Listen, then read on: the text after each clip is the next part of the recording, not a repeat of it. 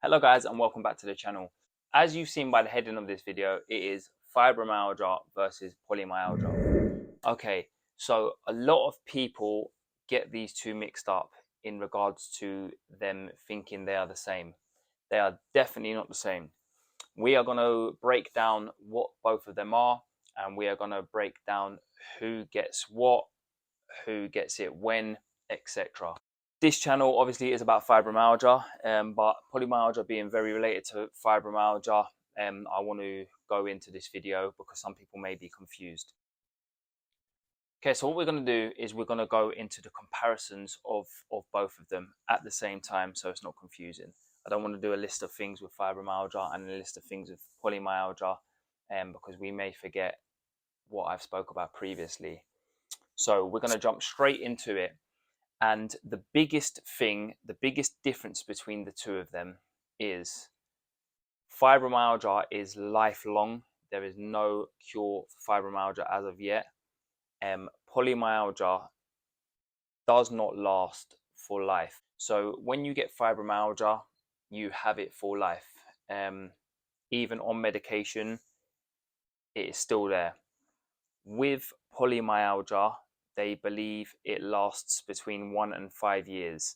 They do believe that if you come off certain medications that you can relapse and go back into polymyalgia, but the lifespan of it is generally between 1 and 5 years. So that is the biggest difference between the two.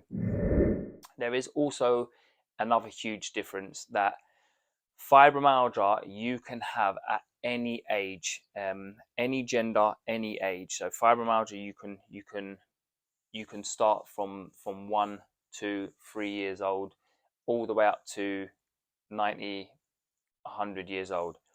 With polymyalgia, although you can get it before you are 50, the majority of people that get polymyalgia are over 50 years of age. It's very, very rare to get before you're 50 years of age. I believe with both of them, the similarity comes that more women are diagnosed with fibromyalgia and polymyalgia than men are. So there is a few other differences. The healthcare professionals believe that with polymyalgia, the more sedentary you are, so the more inactive you are, the more your pains hurt. I tend to disagree with this. Not that I've had polymyalgia, I've got fibromyalgia, but my fibromyalgia hurts me more when I'm inactive. So sitting here, you may see me swaying around a bit. It's because I'm sitting down and I need to move my body. They believe that's more the case in polymyalgia. However, I haven't got polymyalgia, I've got fibromyalgia. So to me, it doesn't stand correct. But there are people, and the majority of people with fibromyalgia, the more they overdo it, the more pain they're in, which I can also have. If I do too much, then I can go into a flare myself. So they say that that's a difference between the two.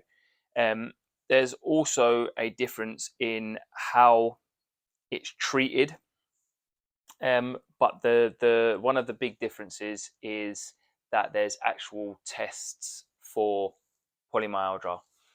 There's no strict test in England, in the UK for fibromyalgia, although they say that it's not a test of discluding anything to get to the process of diagnosing fibromyalgia. It is, because they test for a vast array of things that have the same symptoms, such as MS, ankylosing spondylitis, arthritis, etc.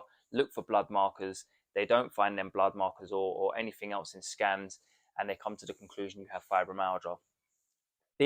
Okay, so I believe that with polymyalgia, they test for things such as high protein levels, certain serum levels, which some countries believe you can search for in fibromyalgia, but in the UK, I believe that they search for these things during your blood tests and certain markers, inflammation markers.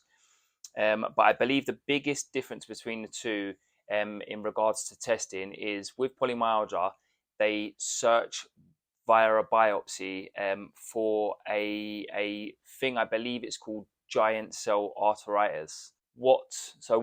Some people can develop I believe it's around 15% of people who have been diagnosed with polymyalgia is a thing called giant cell arteritis, and this can be very dangerous. Okay, guys, so those are the main differences. They're very similar in symptoms, pain, fatigue, loads of other symptoms.